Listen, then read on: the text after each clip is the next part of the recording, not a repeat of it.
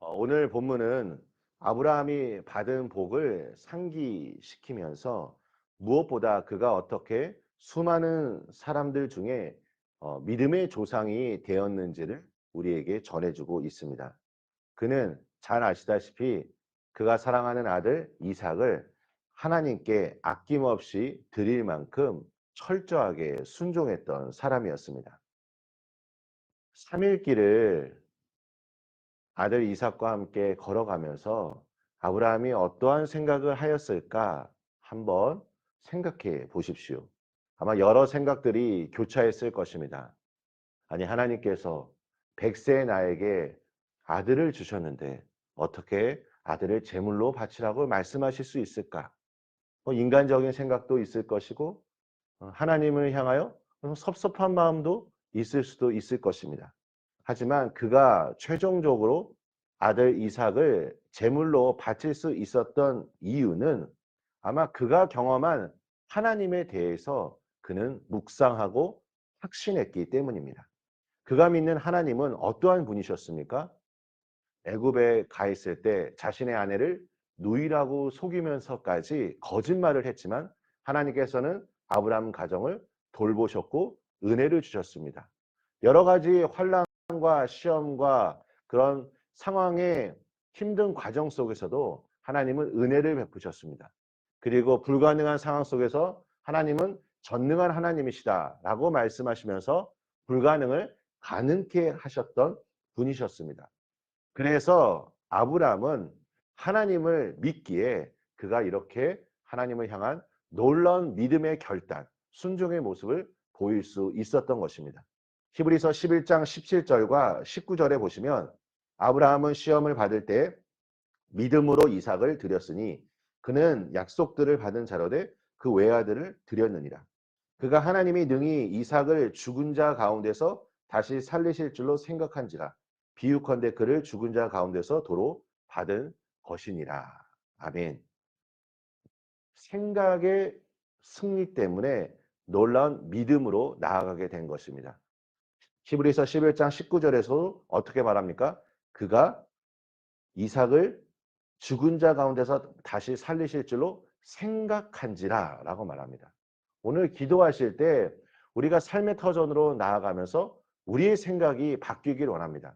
지금 이 자리 오기까지는 여러 가지 고민과 여러 가지 근심이 있다 할지라도 우리의 생각이 승리를 이룸으로 말미암아 예수 그리스도의 생각을 마음에 품음으로 말미암아 우리의 삶의 터전이 이제 믿음의 행동, 믿음의 결단으로 나아갈 때 하나님은 그 순종의 모습을 통하여 하나님의 놀라운 역사를 하나님의 선하신 섭리 가운데 이루어 주실 것입니다. 그가 이렇게 믿음의 선포를 할 수 있었던 이유는 그가 하나님의 은혜를 경험했기 때문입니다. 바라기는 우리 새벽에 나오시는 우리 성도님들의 삶이 하나님의 놀라운 은혜와 하나님의 역사하심을 충만하게 경험하시기를 예수님의 이름으로 축원합니다. 우리 첫 언급의 법칙이라는 게 있습니다.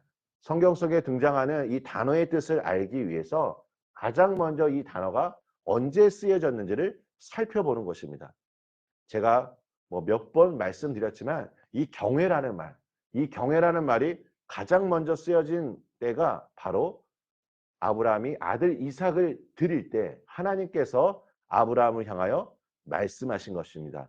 내가 이제야 너가 나를 경외하는 줄을 아노라. 가장 소중한 것을 주님 앞에 드릴 수 있는 것, 이것이 바로 경외라고 말합니다. 이제 놀라운 순종의 모습을 보였던 아브라함에게 하나님께서 축복으로 말씀하십니다. 17절 말씀을 보시면 여기서 하늘의 별과 바닷가의 모래는 원래대로 하면 따로 쓰였던 표현입니다. 그런데 오늘 여기서 하나님께서 아브라함에게 말씀하실 때는 하늘의 별, 바닷가의 모래가 같이 쓰이고 있습니다. 그러니까 이 말씀은 어떤 의미냐면 하나님께서 지금 순종의 모습을 보였던 아브라함에게 강력한 축복으로 지금 말씀해 주고 있다는 의미입니다. 우리 사랑하는 성도 여러분, 우리가 신앙생활 하면서 때로는 믿음으로 결단할 때가 있고 믿음으로 순종할 때가 있습니다. 내가 지금 여러 가지 생각을 통해서는 이것이 가능한가? 그리고 주저주저할 때도 있겠지만 하나님을 믿는 그 믿음의 확신을 가지고 순종의 모습으로 한번 나아가십시오. 순종의 결과 이후에는 아브라함에게 임했던 그 축복이 동일하게 우리에게도 임할 것입니다. 하나님의 뜻을 알면서도 실천하지 않는 사람을 가리켜 야고보 사도는 자기 모습을 거울로 보고도 고치지 않는 어리석은 사람이라고 말하였습니다. 믿음의 삶은 입술로만 고백하는 것이 아닙니다. 만약에 어떤 분이 내가 예수님을 믿는다고 말은 하지만 그의 삶의 행동을 보면 믿는 자하고 어울리지 않는 모습을 보인다면 그 사람은 믿는 자라고 말할 수 없을 것입니다. 오늘 우리의 입술의 고백이 실천적인 삶으로 나아갈 수 있도록 나의 연약함을 도우시는 성령 하나님께 의지하시고 그 도우심을 구하시기를 예수님의 이름으로 축원합니다. 이제 본문은 리브가에 대해 소개하고 있습니다. 하나님은 이렇게 아브라함 가정 가운데 앞으로 일어날 일들에 대해 차근차근 하나님의 섭리 안에서 준비해 가십니다. 아브라함은 하나님이 주도하신 시험에서 승리하였습니다. 흔히 모리아로 오르는 그 아브라함의 길을 골고다로 오르는 예수님의 길로 비유하곤 합니다. 아브라함의 모리아 길과 예수님이 올라가신 그 골고다 길, 이것은 사람이 경험할 수 있는 최악의 고난의 길과도 같습니다. 하지만 성도 여러분, 우리는 성경을 통해 알고 있습니다. 십자가의 고난의 길에는 부활의 영광이 있었던 것처럼 아브라함이 걸어갔던 그 고난의 길 끝에는 하나님의 놀라운 축복으로, 하나님의 그 약속의 그 재확인으로 주께서 은혜를 베풀어 주셨습니다. 오늘도 우리가 히브리서 12장 2절의 말씀대로 믿음의 주요 온전케 하시는 예수 그리스도 한 분만을 바라보며 우리의 생각이 승리하길 원합니다. 오늘 지금 우리 성도님들이 가지신 생각이 오늘 기도하실 때 주님의 음성으로 말미암아 생각이 변화되길 원합니다. 그래서 생각이 승리하여 그 생각이 행동으로 이어지고 그것이 믿음으로 나아갈 때 놀라운 하나님의 역사를 경험하시길 예수님의 이름으로 축원합니다. 우리 함께 기도하겠습니다. 하나님 아버지 감사합니다. 새벽 이 시간에 주님의 은혜를 구합니다. 하나님을 만나는 은혜의 시간 되게 하여 주시옵소서. 아버지 하나님, 아브라함이